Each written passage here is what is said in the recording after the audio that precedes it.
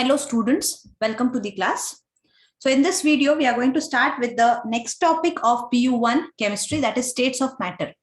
So basically we know what is matter. Anything and everything which occupies space and has got mass is called matter, and it is divided into three states based on physical classification, that is solids, liquids and gases.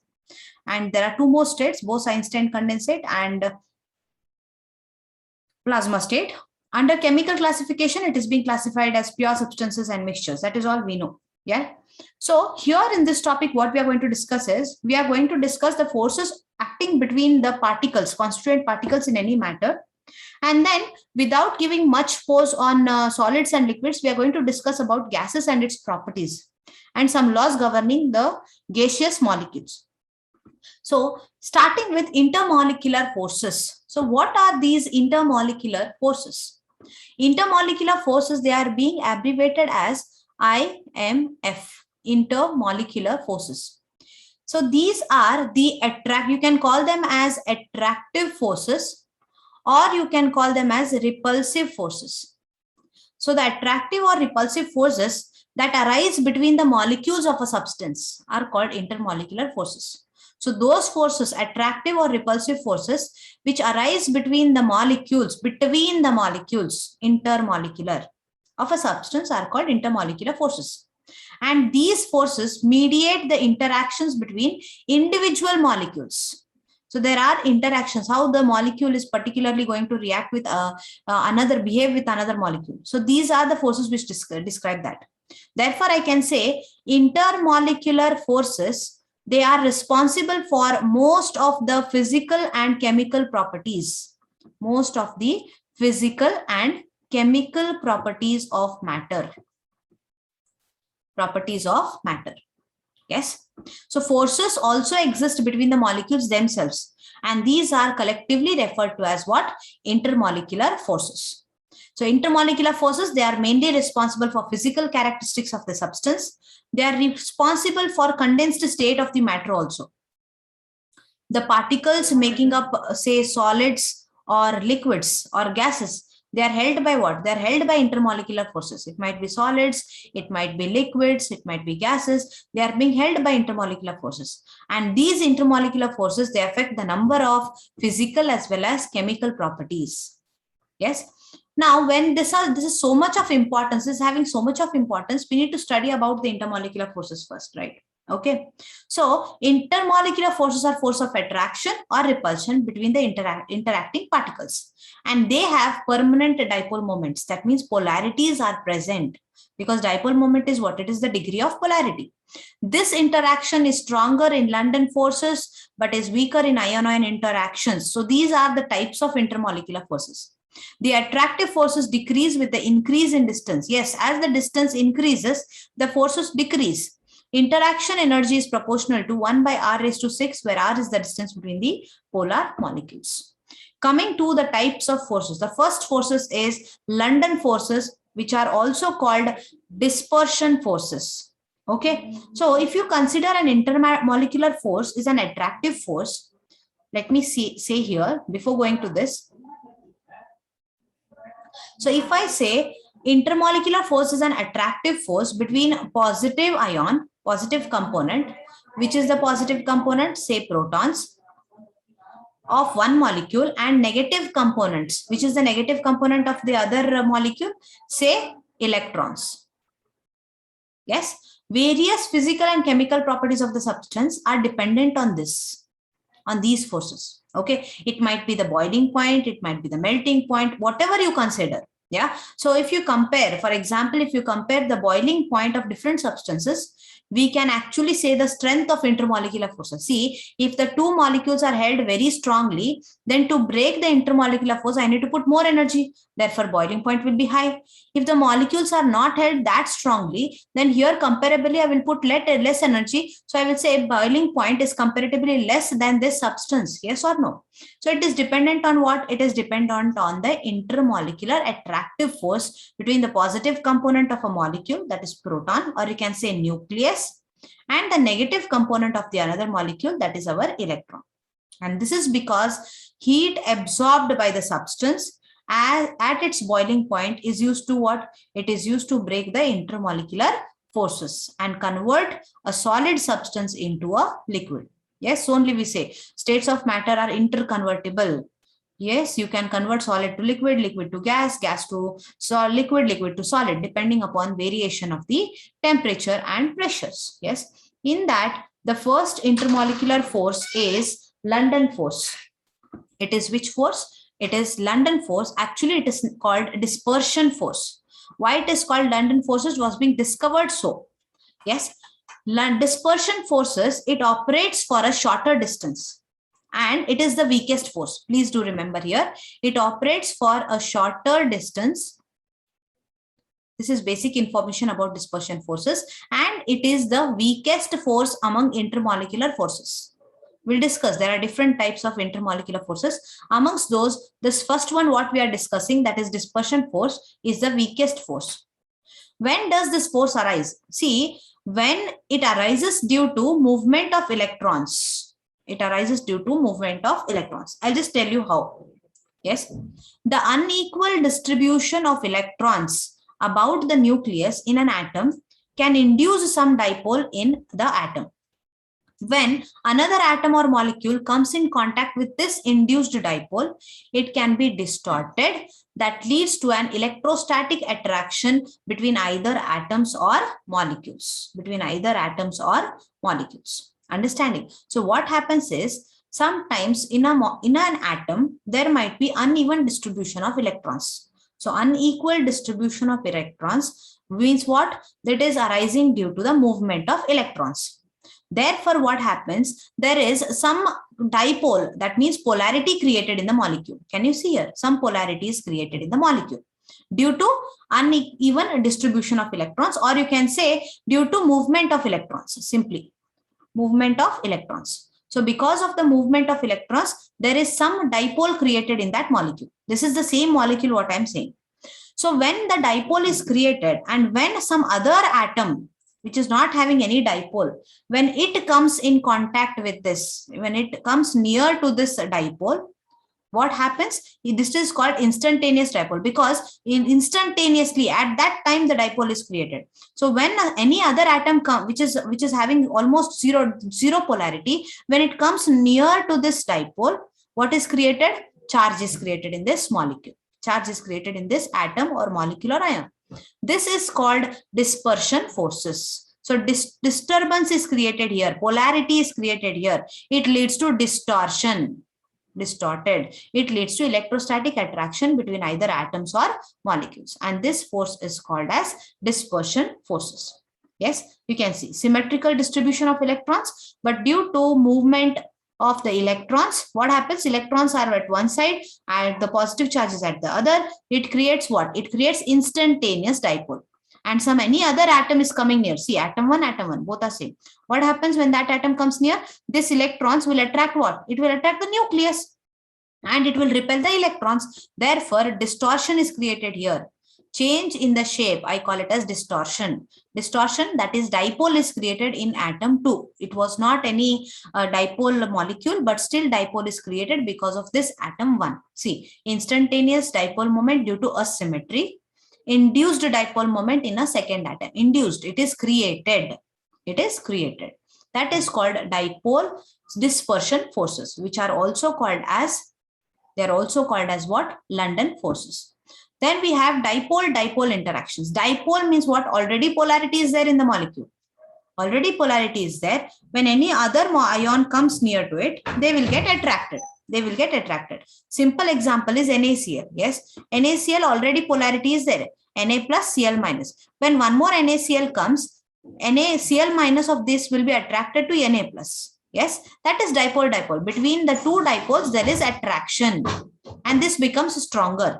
Yes or no? It becomes stronger. So these interactions, they are similar to what? Dipole-dipole. So they are, this is the force of attraction which exists between the ions, cations and anions, and polar molecules. So this is the polar molecule and between the cations and anions. The ion is attracted towards oppositely charged end of the dipolar molecule. So see here, this is a polar molecule having positive and negative poles. Which gets attracted towards positive pole? the anion gets attracted. Which gets attracted towards the negative pole? Cation gets attracted. It's something like you are putting NaCl in water. When you put NaCl in water, Na plus ion is attracted to oxygen because O is having minus charge, partial negative charge, and water is a polar molecule. If you put NaCl in water, Cl minus gets attracted to hydrogen. It gets attracted to hydrogen because hydrogen is having partial positive charge. So this you call it as ion-dipole interaction or dipole-dipole interaction. Yes, you can call it as ion dipole or dipole-dipole. Between both the molecules, there is polarity. Yes. You can see here, cation gets attracted to negative pole, anion gets attracted to positive pole. So a cation forms an attractive force with the partial negative end of the molecule. Anion forms an attractive force with the partial positive end of the molecule. Now, ion-induced dipole, ion-induced dipolar interactions. Yes. Okay. In this type of interaction, permanent dipole of a polar molecule. So this molecule, spherical molecule with no dipole, dot indicates what? It indicates nucleus. Okay, this molecule, this is with no dipole. When it approaches a polar molecule, so there is ion which is having already polarity. Let me say this is that ion. And when a molecule which is non-polar is approaching the polar molecule, what will happen? The negative end of its polar ion will attract the positive end of the other. Therefore, there is disturbance in the shape of the molecule. And this type of interaction is called ion-induced dipolar interactions. So here what happens? A non-polar molecule is polarized by an ion placed near it. The non-polar molecules, upon obtaining the charge, they behave as induced dipoles. They behave as induced dipoles. And this interaction between an ion and induced dipole is called ion-induced dipole interactions. See here, HCl is there. Argon, this is induced dipole. Argon is non-polar, but when HCl comes near it, if you have your cation, anion, what will happen? It will attract the positive end. Therefore, the shape of argon molecule slightly gets distorted like this, wherein all the positive part gets here and negative part comes here. Electrons come this side. So is it not polarity created in a non-polar molecule? Yes, that polarity we call it as what? We call it as dipole. So dipole is induced. Even you have taken water and here it is oxygen molecule. There is no polarity, but when oxygen with partial negative charge comes near to it, here the positive charge of this molecule comes closer, negative charge is repelled. So dipole is induced and it is called ion-induced dipole interactions. And one more type is hydrogen bonding. You already know what is hydrogen bonding, right? So when last chapter itself we have discussed, when hydrogen atom is attached to highly electronegative element, and which is that highly electronegative element? You cannot take any other. It is either fluorine, which is most electronegative than oxygen, which is more electronegative than nitrogen. Yes, any of the three you can consider, only these three, not with any other. So when hydrogen atom is attached to highly electronegative element by a covalent bond, electrons are shifted towards more electronegative element, HF. So this is a covalent bond. So fluorine is more electronegative, therefore electron density is slightly more on fluorine, which is indicated by partial negative charge, and it is less on hydrogen, which is indicated by partial positive charge. Due to which the partial negatively charged fluorine, it attracts weakly the partially positive charged hydrogen of another HF molecule. So this weak attraction, which is indicated by a dotted bond, is called what? It is called hydrogen bond. It is called hydrogen bond, correct? So thus a partial positive charge develops on hydrogen atom. Now the partially positively charged hydrogen of one molecule may attract the negatively charged atom of the some other molecule, and the two molecules can be linked together through a weak force of attraction, and that weak force of attraction is called what? It is called hydrogen bond. And we have studied that hydrogen bonds are of two types. One is intermolecular hydrogen bond, and another one is intramolecular hydrogen bond. Intramolecular hydrogen bond. So intermolecular hydrogen bond means what? It is between the molecules. So here you can see we have discussed it as a way: hydrogen partially positive, fluorine partially negative, fluorine partially negative, hydrogen partially positive. So there is attraction between hydrogen of one molecule and more fluorine of another molecule. So the hydrogen bond is between the molecules. Therefore, we call it as intermolecular hydrogen bonding. So HF is an example, NH3 is an example, H2O is an example for intermolecular hydrogen bonding. In fact, water can form how many hydrogen bonds? One water molecule, see, with oxygen, dotted are hydrogens bonds. So it is forming one hydrogen bond with oxygen, there are two hydrogen bonds, and with two hydrogens, there are two hydrogen bonds. So water molecule altogether forms four hydrogen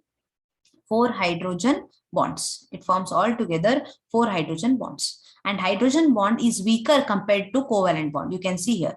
The covalent bond length is 95 picometers. The hydrogen bond length is 155 picometers. This suggests what? Hydrogen bond is weaker. Yes, because here there is mutual sharing of electrons. But in case of this, it is just an attraction between the partially charged ions, right? This is also example for intermolecular hydrogen bond in ammonia. So partially positively charged hydrogen, it attracts partially negatively charged nitrogen. So dotted line represents the hydrogen bond. Intramolecular, within the molecule. This is the example, O-nitrophenol. See, oxygen of this O-nitrophenol attracts hydrogen of this O-nitrophenol is attracted towards oxygen of the same molecule. So intramolecular means what? It is within the molecule. It is within the molecule. Yes. So intramolecular hydrogen bonding increases the volatility of the compound.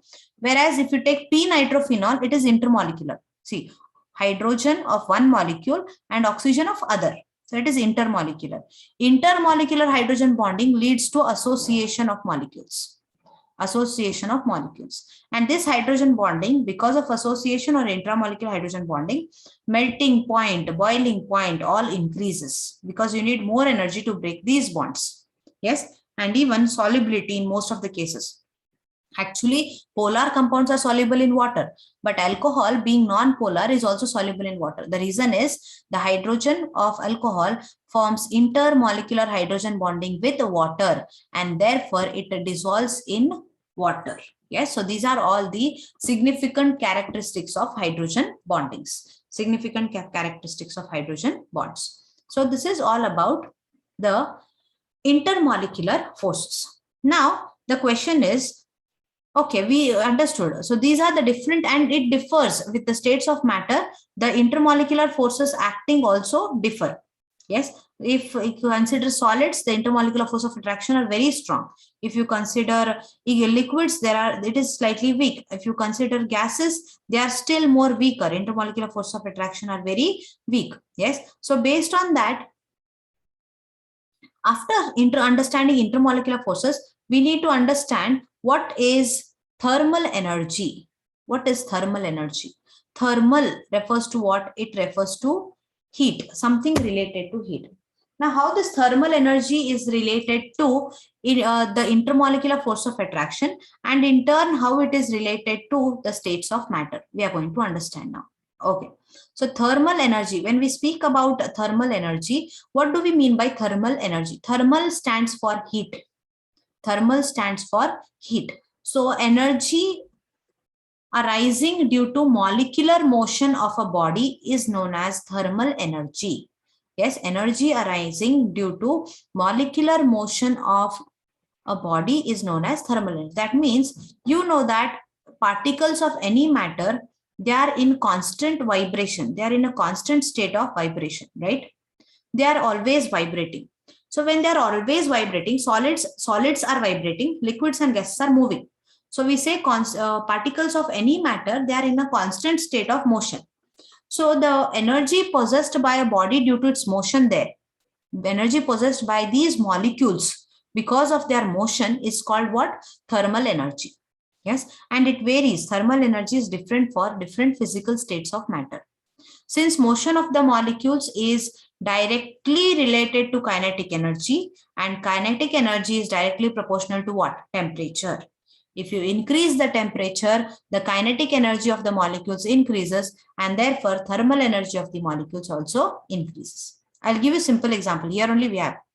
Let us consider, so we know that chemical substances exist in different states, solids, liquids, and gas. Take the example of water. I've considered water here. It exists as water in liquid state, ice as in solid state, and steam in gaseous state. We know that when it undergoes a state change in state, right? It is only a physical state which is changing, right? So ice becomes water. It is still H2O only. Ice is also H2O, water is also H2O. But what is changed? Only the state of matter is changed. So its chemical properties do not change. It is still the same H2O molecule, correct? However, the rate at which the chemical reactions occur does change with the physical state. In solid state, I cannot expect it to react faster than how it reacts in liquid state. That is better and explained in gaseous state. Thus, to understand the chemistry of these reactions, we must know the behavior of substances changes with the change in the physical state. Understanding? Yes, chemical nature is not going to change. Water is still water only. But as the physical nature changes, the behavior of the substance also changes. For this, we need to understand about thermal energy of the substance. Thermal energy of the substance. Okay, so we got to know that energy arising due to molecular motion. Now you can see here, this is say water, that is liquid. So molecules are present like this. So there is some intermolecular force of attraction.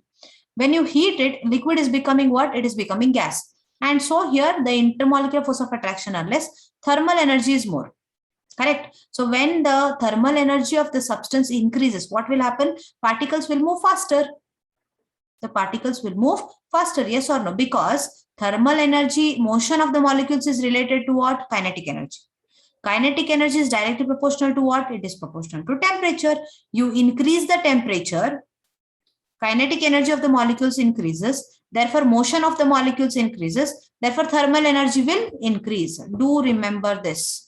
Thermal energy is directly proportional to kinetic energy of the molecules, which is directly proportional to temperature. You increase the temperature, thermal energy increases. That's it. So thermal energy, the total of all kinetic and potential energy of the atoms in the object is called thermal energy. When the thermal energy of the substance increases, its particles move faster. Yes, it's particles, because if you increase the thermal energy, kinetic energy of the molecules increases. They are directly proportional to each other. A change in thermal energy can lead to change in the phase. So when these particles, so suppose you are putting temperature to it, what will happen? The particles will move faster. So when they are moving faster, they will tend to move away from each other. And that converts the liquid state to gaseous state. Understanding? It converts the liquid state to gaseous state. Fine. Now, how do you compare this intermolecular forces versus thermal energy? Okay, let us try to understand. So intermolecular force is the attractive force acting between the neighboring molecules. Yes, whereas thermal energy is the measure of sum of the kinetic energy of the individual molecules and particles. So the intermolecular force of attraction keeps the particles together, while the thermal interactions make them move apart. So both are operating in a state of matter. Okay, both are operating. Let us say that under standard conditions, a substance X is a solid. So we have a solid. So when I can say it is a solid, when I will say it is a solid. So let me say I have substance X here.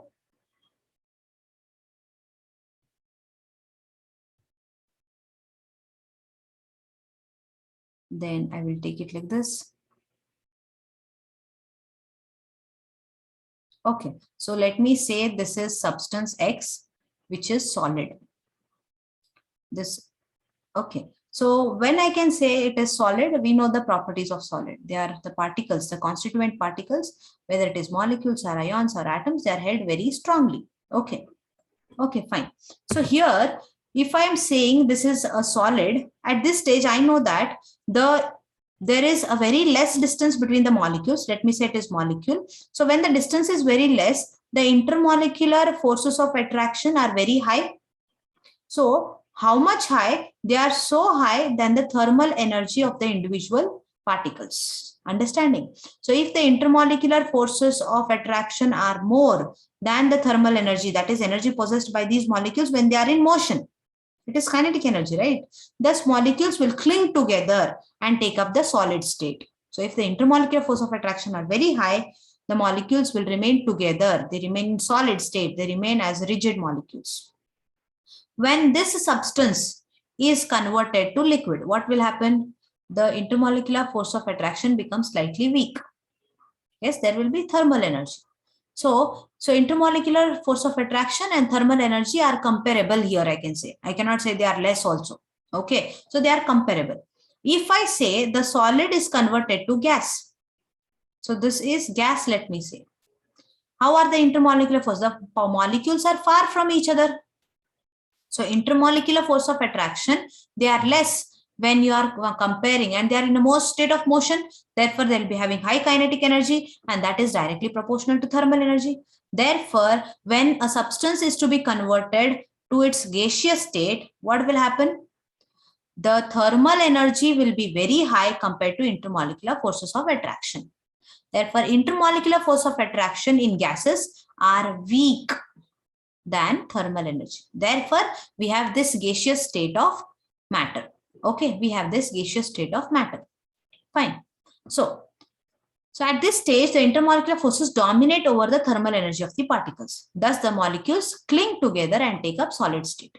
Okay, now, when the substance is to be converted from its gaseous state to a solid state, what has to be done? I have told you just now, you want to go vice versa now. You want to go vice versa. From gaseous state, you want to convert it to solid state. That means you have to bring these molecules together. Yes, when you have to bring these molecules together, they should move a bit slowly. Kinetic energy of the molecules should be what? Should be reduced. Correct or no? Kinetic energy of the molecules should be reduced. When kinetic energy is reduced, how do you reduce kinetic energy? Decrease the temperature. When you decrease the temperature, kinetic energy of the molecules will be reduced, and therefore thermal energy will also get reduced. So when thermal energy becomes so less that again intermolecular force of attraction becomes stronger, it will get converted to what? It will get converted to solid state. Yes or no? It will get converted to solid state. Yes, same explanation is given here. So its thermal energy or temperature has to be reduced. So temperature should be reduced. On reducing the thermal energy, the particles lose their kinetic energy, and consequently the molecules cling together, marking the dominance of intermolecular force of attraction once again. Yes. Similarly, if a gas is to be liquefied, reduce its thermal energy. How? By reducing the temperature. Because if you reduce the temperature, kinetic energy falls down, thermal energy is reduced. Can do what is necessary. Yes. Thus, the existence of different states of matter is nothing but a balance between its intermolecular forces and thermal interactions between the particles. You can see here. The predominance of intermolecular forces is the least in gases and most in liquids. The predominance of thermal energy is the least in solids and most in gases. So if you see here, this is solids, these are liquids, and this is gas. As you move from solid to liquid to gas, there is increase in the thermal energy. So thermal energy predominates here. As you move from gas to liquid to solid, there is increase in the intermolecular forces of attraction. The intermolecular force of attraction are stronger here. So there is predominance of intermolecular forces of attraction. Here, there is predominance of thermal energy. Correct? So here I can say, in case of solids, there is predominance of intermolecular forces of attraction. And in case of gases, there is predominance of thermal forces. Thermal forces. So in this order, the thermal energy increases. And in this order, the intermolecular force of attraction increases. So this is explanation regarding intermolecular forces of attraction and thermal energy. Intermolecular force of attraction and thermal energy. Yes. Coming to the next one, that is the gaseous state. What are the physical properties? So in this topic, as I said, we are going to concentrate more on the gaseous state. Yes, rather than discussing about different states of matter, because we know, basically we know the properties of solids, we know the properties of liquids. Solids are called as rigid molecules because the molecules, or you can say the constituent particles, they are held very strongly, due to which there is a very less distance between the molecules. So intermolecular distance is less, and therefore what happens, the intermolecular force of attraction becomes stronger there. And in liquids, what happens, apart from that, solids, they have definite shape and definite volume too. Liquids, they do not have definite shape, they take the shape of the container. Then if you see the intermolecular distances, they are quite more than solids and less than gases. Therefore, the intermolecular force of attraction are also intermediate between solids and gases. Then we have the fluidity property of liquids as well as gases. So fluids, they have the tendency to flow. Therefore, liquids and gases collectively are called as fluids.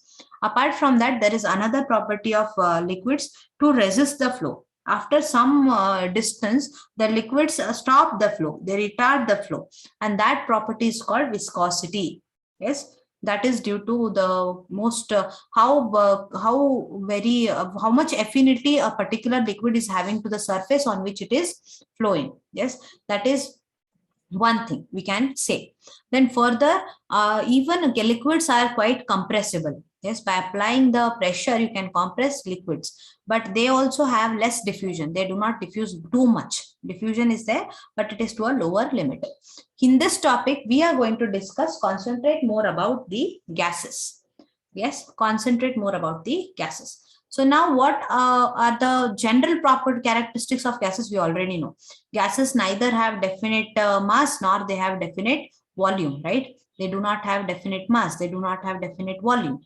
Then what about the intermolecular distances? The distances between the molecules is very high. Yes, I don't say there are force of attraction. There are no force of attraction. There are forces of attraction, but they are less compared to solids and liquids. Therefore, we say intermolecular force of attraction are very weak. Yes, and these are moving very fast in a straight line in zigzag manner. Yes, they are not moving anyhow in a wave nature. They are moving in a straight line in zigzag form. So that random motion in a zigzag form is there for gaseous molecules. And since the intermolecular force of attraction are weak, their kinetic, the movement of the molecules, gaseous molecules, is very high. Yes, therefore we say the kinetic energy possessed by the gaseous state of matter is very high. Therefore, thermal energy is more in case of gaseous as compared to intermolecular forces of attraction. Okay, then these gases, they fill the containers completely. Whether you take 5 ml of gas or 50 ml of gas or 500 ml of gas, you let it into a certain volume of a cube or something, it will occupy the cube completely. Therefore, we say gases fill the containers completely. They fill the containers completely. Okay. Then gases are highly diffusible. You can diffuse them very easily. A small leakage immediately creates so much of a hazard, right? And then gases are highly compressible also. Yes, you can compress gases to liquids. Why only to liquids? You can even compress gases to solids also. And by applying to compressing gases to liquids, we call it as liquefaction of gases. You can even, and that is the property of gases, what we will study in this topic. Compressing the gas to a solid. Example is your dry ice. What is dry ice? Do you know? Solid carbon dioxide is called dry ice. See, carbon dioxide gas, when you apply high pressure and reduce the temperature, it gets converted to solid state, and that is called as dry ice. The reason why it is called dry ice is, it will, like if you take ice cube and place it on a surface, it will wet the surface, right? It will start melting. But this carbon dioxide, it will not melt. Immediately it will get converted to gaseous state as soon as you release that pressure. Therefore, we call it as dry ice. It is an example for sublimable substance. Okay. So here, physical properties of gases. Gases have no definite volume and they do not have specific shape. Gases mix evenly and completely in all proportions without any mechanical aid. Their density is much lower than solids and liquids. They are highly compressible and exert pressure equally in all directions. So just now we have discussed. Apart from this, some of the important characteristics of gases are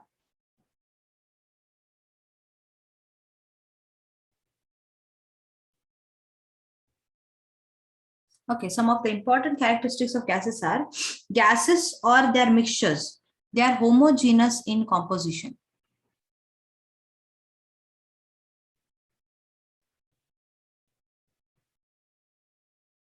That means what? They mix evenly. They mix evenly. Yes, you let into certain volume, you let into all this, some 3-4 types of gases, oxygen, carbon dioxide, carbon monoxide. It's not that oxygen will stay in one corner and carbon dioxide will stay in one corner. No, they will mix, all of them will mix evenly and they will retain their originalities. Yes, they will not combine and form some chemical substance. So only we say gases, homogeneous mixtures they are.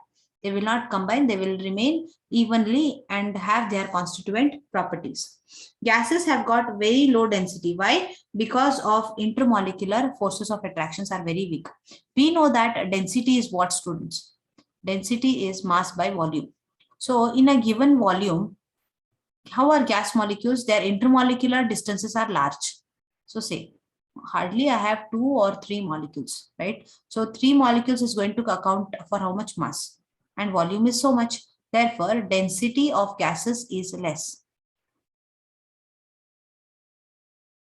is very low. And the reason is due to negligible, I'm not saying almost zero, due to negligible intermolecular forces of attraction. Due to negligible intermolecular forces of attraction. Next, gases have infinite expansibility, students. They have infinite expansibility. They can be expanded to infinite extent. And they have very high compressibility. They have very high compressibility. They are highly compressible, correct? So they have infinite expansibility and very high compressibility. Yes, they possess high diffusibility also. They are diffused very easily, right? They possess high diffusibility. Gaseous molecules, they move very rapidly in all directions. Yes, in a random manner. Yes or no? They move very rapidly. Therefore, I can say they have very high kinetic energy. The gaseous molecules, they possess very high kinetic energy because they move randomly in all directions. In all directions. Okay. Next important point is that, see, when these gas molecules are moving, let me say, I'll take it here.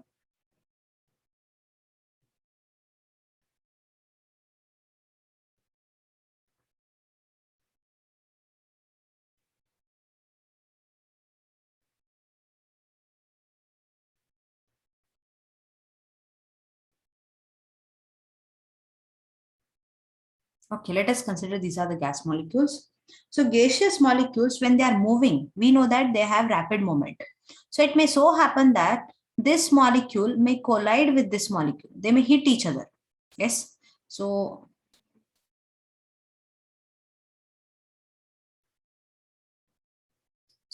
this molecule may collide with each other, or it may collide with this molecule also. It's not necessary that if it is moving in this direction, see, we know that gaseous molecules are moving at very high speeds in all the directions. So it may so happen that these molecules may collide with each other. So when they collide with each other, what will happen? They will change their directions. So we say change their directions. So therefore I say gases move in all directions. Why they move in all directions? Because when they are moving very fast, they might collide with each other, they might hit each other, and therefore there will be change in the direction. There will be change in the direction, right? Second point, not only collide with each other, the gaseous molecules may also collide with the walls of the container. See, it may collide like this. It may hit the walls of the container. So the gaseous molecules may collide with each other. All the gaseous molecules may hit the walls of the container. When they hit the walls of the container, gases exert pressure. Gases exert pressure. Yes, they exert pressure when they hit the walls of the container. Next point is that gases can be liquefied. Gases can be liquefied. How? When you apply, if low temperature is applied. Yes, when you reduce the temperature. When you reduce the temperature, gases can be liquefied, because when you reduce the temperature, kinetic energy of the molecules decreases. Yes, or by applying pressure. Or by applying pressure, high pressure. So gases can be liquefied. You can liquefy the gases. Compare the thermal energy. Thermal energy of gases is more than intermolecular forces of attraction. The thermal energy of gases is far more than the intermolecular forces of attraction. Yes, and then next point is gases undergo similar change with change in temperature and pressure. Yes, they will undergo changes with the change in temperature and pressure. That is studied under some other concept called gas laws. Okay. Now here, what are the measurable properties of gases? Measurable properties of gases. So if you speak about measurable properties,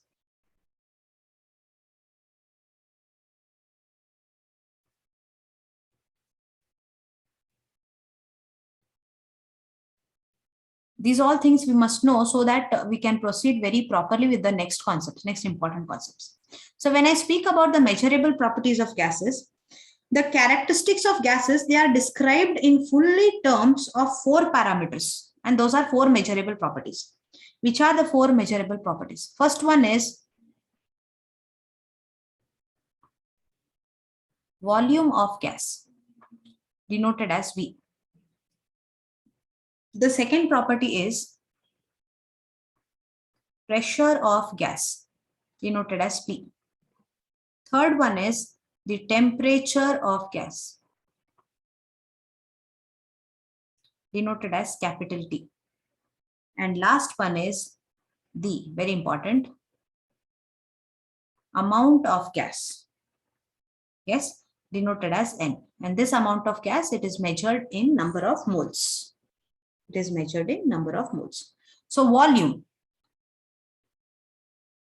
How do we define volume? See, we know what is volume. Yes, since gases occupy the entire space available to them, the measurement of volume of a gas only requires what? Only you need to measure the measurement of the container. We know it occupies the entire volume, right? So it occupies the entire volume. So if you want to measure how much is the volume of gas, measure the volume of the container. You will get the volume. Yes, volume, it is expressed in what? It is expressed in liters, it is expressed in milliliters, or it is expressed in cubic centimeter, cc you call, or it is expressed in cubic meters. Yes, cubic centimeter, cm cube, or it is expressed in cubic meter, m cube. Yes, and I hope you all know the conversion factors. Let me make that very clear because it helps in various concepts. You know that 1 liter is equal to what? 1000 ml. Correct? 1 ml is equal to what? 10 raised to minus 3 liters, because 1 by 1000, 10 raised to minus 3 liters. 1 liter is equal to 1 dm cube.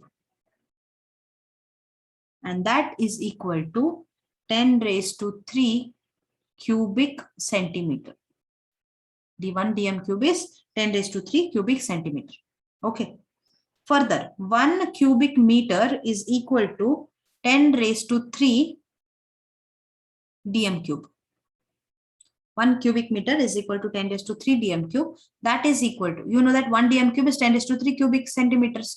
Therefore, that is equal to 10 raised to 3 into 10 raised to 3, 10 raised to 6, 3 plus 3, 10 raised to 6 cubic centimeter. And that is nothing but 10 raised to 6 ml. And that is equal to 10 raised to 3 liters. These are all the conversion factors. Yes, you should be knowing them. 1 liter is equal to what? 1000 ml. 1 ml is equal to 10 raised to minus 3 liters. This is known. 1 liter is 1 dm cube. And that is equal to 10 raised to 3 cc, cubic centimeter. 1 meter cube, that is cubic meter, is equal to 10 raised to 3 dm cube. And I know that 1 dm cube is 10 raised to 3 cc. Therefore, 10 raised to 3 into 10 raised to 3 becomes 10 raised to 3 plus 3, that is 10 raised to 6 cc. And that is nothing but 10 raised to 6 ml. 10 raised to 6 ml. That is equal to 10 raised to 3 liters. 10 raised to 3 liters. This is first property. Correct? Second property is what? Mass. Yes. So mass of a gas. So mass of a gas can be determined by weighing the container in which the gas is enclosed. And again weighing the container after removing the gas. Remember this. So for volume, directly weigh see the volume of the container. But if you want to find the mass of the gas, it is nothing but mass of gas, mass of container with the gas minus mass of container without gas. By this, you will get the mass of the gas. So the difference between the two weights gives the what? Mass of the gas. And this mass of gas is related to what? It is related to number of moles of the gas. And we have studied this in first topic. We know that, yes, number of moles denoted with n, small n, is equal to what? Given mass upon molar mass. Therefore, I can write n is equal to given mass with small m, molar mass with capital M. So when we know all these, we can tackle any type of a question, right? So this is about mass. Volume, directly see the volume of the container, you'll get volume of gas, because volume, it will fill the container completely. But mass of the gas, mass of the container with gas minus mass of the container without gas. So mass of gas can be related to what? Number of moles of gas. And number of moles is what? Given mass upon molar mass. If moles are given, you can calculate the mass. Number of moles into molar mass gives us the mass. Therefore, from this, I can also say that M is equal to N into M. Or capital M is equal to, if you know number of moles and if you know the mass, you can calculate the molar mass. Capital M is equal to M divided by N. M divided by N. Yes or no?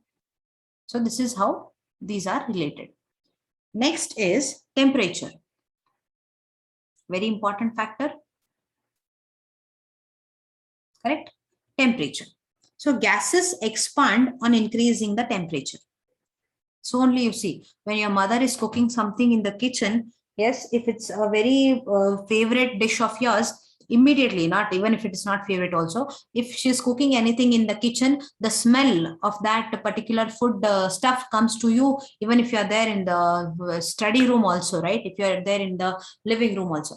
So why it is so? Because when temperature is increased, see, as she's cooking, right? What will happen? Gases expand. Therefore, the smell, and there is kinetic energy, increase in the kinetic energy of the molecules. So they will travel faster. So only we'll get the smell. The same food stuff, if you keep it in fridge and after some time, if you take it out of the fridge, even if you take it very near to the nose, then only you can smell it. Because when you decrease the temperature, kinetic energy decreases of the molecules, right? So temperature, gases expand. So I can say gases expand on increasing the temperature. Yes. So if temperature is increased twice, there is a relation. If temperature is increased twice, the square of velocity, is movement of the gas particles, that is written as v square, also increases twice, also increases 2 times. It also increases 2 times. Yes. And temperature is measured in what? Degree centigrade. It is also measured in Kelvin. It is measured in degree Fahrenheit. And we know this. Kelvin is the SI scale for temperature. We use commonly degree Celsius because degree Celsius has negative values, 0 value and positive value. Whereas Kelvin starts from 0. And 0 Kelvin is called what? It is called absolute temperature. Or it is called absolute 0. And its value in Kelvin is what?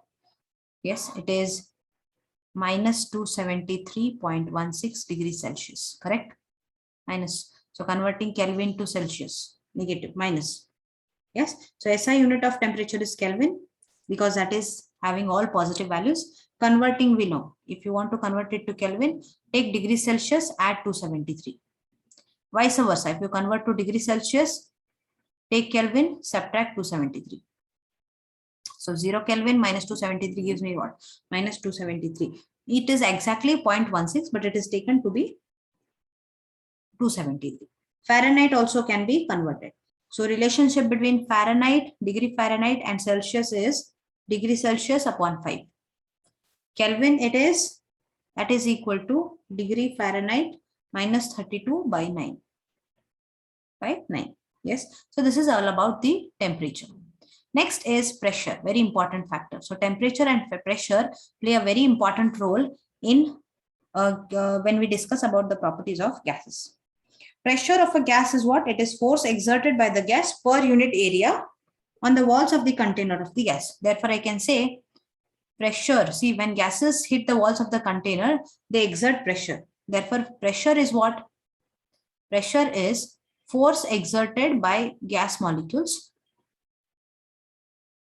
by per unit area. So per unit area. That is A. So what is force? You know that force is mass M into acceleration. Correct? Upon area. Correct. So this is the formula for pressure. Pressure exerted by gas is due to what?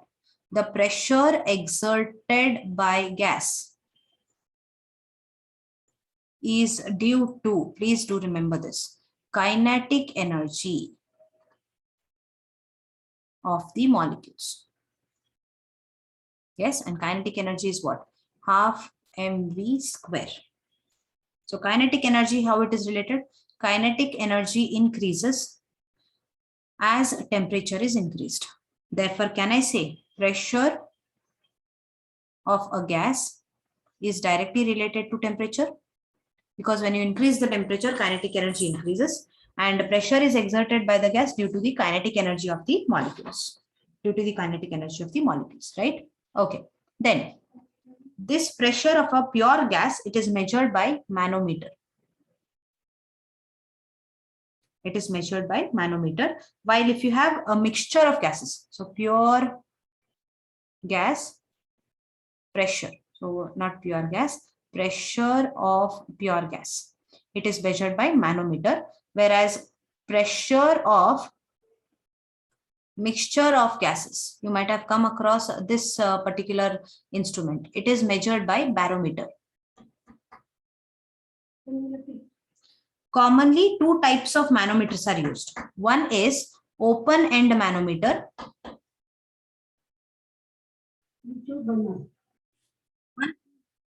Open end manometer, and another one is closed end manometer. Okay. What is the SI unit of pressure? The SI unit of pressure is pascals. It is Pascal. So Pascal is defined as what? Pascal is defined as 1 Newton per meter square. 1 Newton per meter square. So this is nothing but Pascal. Yes, and that 1 Newton per meter square is equal to, Newton is what? It is Newton meter square. Meter per meter square can be converted as kg per meter per second square. So this is the conversion factor. Yes, I will not repeat them when we are doing the numericals because these should be known to you. So I'm saying all of them. Then we have another unit called CGS, unit of pressure. It is dynes per centimeter. MKS unit is kgf per meter square. Yes, atmosphere, sometimes it is called as ATA. It stands for atmosphere technical absolute. The higher unit of pressure is, it is bar pressure, it is kilopascal, it is M pascal. Yes, these are different units. So 1 bar pressure is equal to what? It is equal to 10 raised to 5 pascals. That is the difference between a Pascal and 1 bar pressure.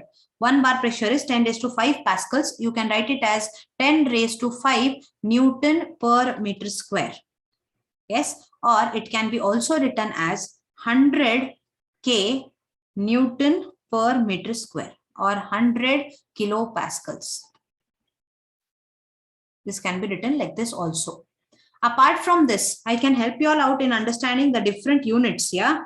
So bar pressure, first one is unit is bar pressure. So it is written as 1 bar pressure is equal to 10 raised to 5 pascals. We have seen just now 10 raised to 5 pascals.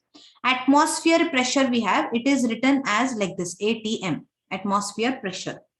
1 atmosphere pressure is equal to 1.01 into 10 raised to 5 pascals. There is a large value actually. It is 1.01325.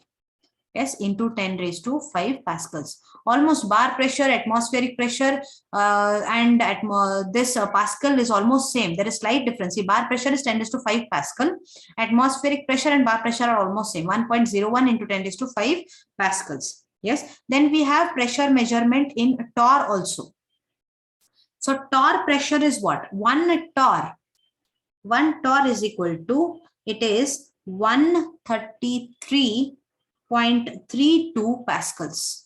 1 torr is equal to 133.32 pascals. Most of the times you might be seen using this mmHg, millimeter of mercury. 1 millimeter of mercury is equal to 133.32 pascal. Torr and millimeter of mercury both are same. Yes, so the pressure relative to atmosphere, the pressure which is related. So this is all what, these are all the units. SI unit of pressure is Pascal. Then CGS unit of pressure is dynes per centimeter square. Dynes per centimeter square. Okay. So pressure relative to the atmosphere is called gauge pressure. Since we are speaking about gases, we should be knowing everything. Gauge pressure. The pressure relative to perfect vacuum is called absolute pressure. So what is gauge pressure? It is related to atmosphere. And if it is related to perfect vacuum, it is called perfect vacuum. It is called absolute pressure. Therefore, I can say absolute pressure is equal to gauge pressure plus atmospheric pressure. Gauge pressure plus atmospheric pressure. Okay, when the pressure in the system is less than atmospheric pressure, the gauge pressure becomes negative and it is denoted as vacuum. Yes, 16 centimeter vacuum will be defined as 0.80 bar pressure. Okay, so here we have two conditions for pressure and temperature. You should be knowing two conditions. Let me clear this out. Okay, I can help you. We can discuss here. So we will see which are the conditions.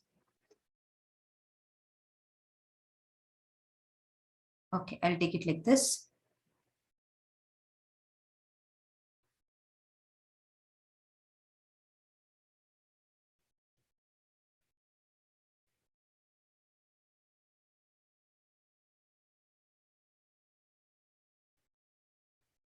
Then here we will mention what condition we are speaking. Then we'll see the variation of temp. What is the temperature condition? What is the pressure condition? Okay, and volume. Okay, so here I'm going to speak about condition. Here temperature, pressure, and volume. This VM stands for molar volume. Okay, molar volume, because we'll speak about gases in terms of moles. Fine. Okay. So condition is, you can say STP. You might have seen he's saying STP, or you can say NTP. STP or NTP stands for standard condition, standard temperature and pressure, or normal temperature and pressure. So standard temperature is 273.15 Kelvin. It is not degrees Celsius. Okay, it is Kelvin. 273.15 Kelvin. And pressure is 1 atmosphere pressure.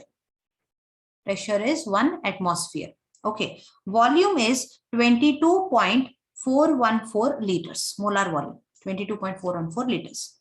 You have one more, that is SATP. SATP we don't use frequently. SATP stands for standard ambient temperature and pressure, and it is 298.15 Kelvin. Sometimes we give it as 298 Kelvin only, and here 273 Kelvin only. And pressure is 1 bar pressure, and the molar volume for this is 24.8 liters. Please do remember these. So these are the standard conditions, two sets of conditions. They are widely used as standard values for reporting the data. So your questions will be posed on STP or NTP, and it will be posted on SATP. They will not mention it as SATP. SATP stands for what? STP, standard temperature or pressure, NTP, normal temperature and pressure. SATP stands for standard ambient temperature and pressure. Either they will say 298 Kelvin or they will say 273 Kelvin. So this is all about the properties of gases. So gases have lower density, highly compressible as compared to them. They exert equal amount of pressure in all directions. The space between gas particles is a lot, and they have high kinetic energy. Intermolecular forces between the particles are negligible. These particles move at high speeds in all directions and hit each other, collide each other, thus causing the gases to spread throughout the container. They are kept in evenly, uniformly. This also causes them exert pressure on the walls of the containers. So gases take the volumes and shapes of the containers. So this is all about gases. See, when a real gas has negligible intermolecular force of attraction, when we compare real gas and ideal gas, we have something. We'll discuss what is an ideal gas. Have zero intermolecular force of attraction. That means there is no force of attraction in case of ideal gas, because molecules of ideal gas move so fast and they are so far away from each other that they do not interact at all. And naturally, if you see, there is no ideal gas that exists naturally. However, gases behave most ideally at very high temperature and very low pressures. Extremely high temperature, kinetic energy will be very much. Very low pressure means they will be very far away from each other. At that time, intermolecular force of attractions will be zero. And all these concepts, the behavior of the gases, it is governed by certain laws that we'll be discussing in the next video. You can see here, this is in liquid state, molecules are so close. This is in gaseous state. Yes, that is called phase transition, liquid to gas. And these are at certain distances, so they have certain kinetic energy and they are held by certain intermolecular forces of attraction. And this phase where gaseous molecules enter is called the vapor phase, and the pressure exerted by these vapors of the gaseous molecules is called vapor pressure. The gas laws we will discuss in the next video. Hope you have followed all the intermolecular forces, thermal energy, and all the characteristics of gases and the terminologies related to gases. Practice them. Thank you.